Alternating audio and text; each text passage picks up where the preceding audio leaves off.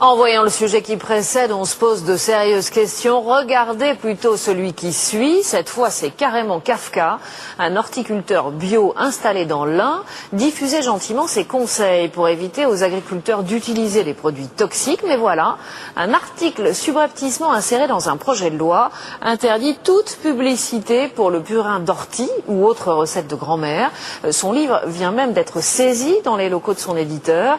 La pub pour les engrais, elle, continue de fleurir sur nos écrans. Édouard Bergeon, Arnaud Buste. Pour tuer les chenilles de son jardin, rien de tel que du purin d'ortie. Bernard Bertrand utilise cette recette bio ancestrale depuis des années. Il consacre même des livres à sa plante favorite, mais aujourd'hui, une nouvelle loi lui interdit d'en faire la promotion. Il y a 5 personnes qui travaillent ici. Je ne pense pas qu'on soit des grands délinquants. Je pense qu'on fait notre travail de biographe des plantes.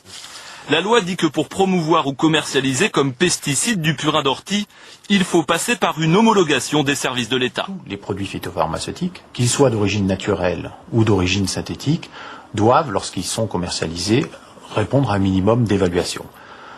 Mais lorsque c'est utilisé par les particuliers, ça ne pose strictement aucune difficulté. Pour autant, on ne risque pas de manquer de purin d'ortie. Vous pouvez en trouver en jardinerie, mais pas dans le rayon pesticides.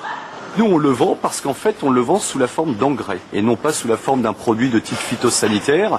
Nous n'aurions pas le droit de vendre ce produit-là s'il était phytosanitaire parce qu'il nous faudrait un numéro d'homologation.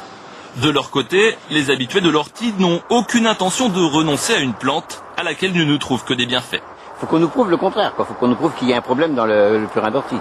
Mais il est utilisé depuis très longtemps, puisqu'on faisait des décoctions, et avec les orties on fait du potage. L'exemple du purin d'ortie montre que les frictions entre les tenants du chimique et du naturel n'ont pas fini de provoquer des crises d'urticaire dans le monde agricole. Alors, peut-on être poursuivi si l'on recommande d'utiliser du purin d'ortie ou si l'on fait la publicité, les fameuses recettes de grand-mère? C'est le témoignage du Trésor. Il s'agit du témoignage d'Éric Petios, paysagiste bio, dont le livre vient donc d'être saisi, que l'on retrouve en direct de Crozet dans l'Ain. Racontez-nous, et bonjour d'abord, et merci d'être avec nous, racontez-nous d'abord ce qui s'est passé. C'était fin août, je crois, dans votre entreprise.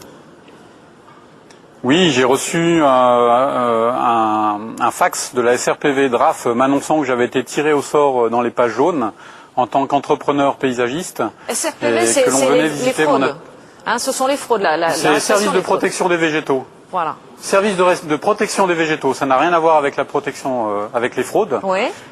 Il venait donc en tout état de cause pour vérifier, je dirais, l'état sanitaire de mon atelier, voir si les produits que l'on utilise en jardinage étaient bien stockés.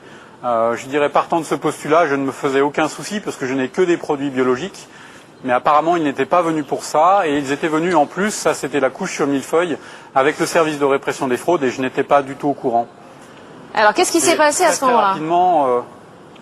Très rapidement, ils se sont attaqués au contenu de mes cours, parce que depuis 6 ans, j'ai un numéro de dispensateur de formation qui, paradoxalement, m'a été donné par le ministère de l'Agriculture, et j'organise des stages avec un vœu pieux, je dirais, d'autonomiser partiellement les professionnels.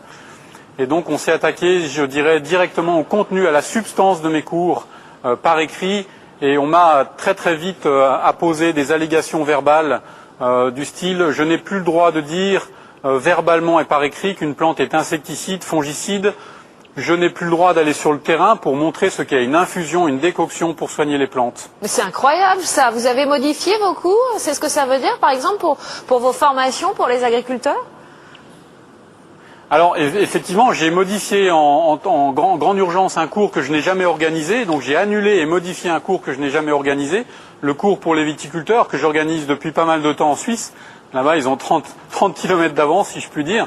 Donc en fait, pour dire qu'une plante est insecticide, il faut être un peu bac plus 12, cette phrase comme quoi c'est une plante qui favorise le bon développement du végétal tout en contrariant, par exemple, le développement du ver de la pomme. Voilà, pour dire qu'une plante est insecticide, c'est un peu compliqué, donc je joue le jeu pour le moment, mais toute la complexité, je dirais, c'est de savoir dans le long terme ce que je vais pouvoir faire ou pas dans l'utilisation de ces plantes à usage tout à fait protecteur de l'environnement.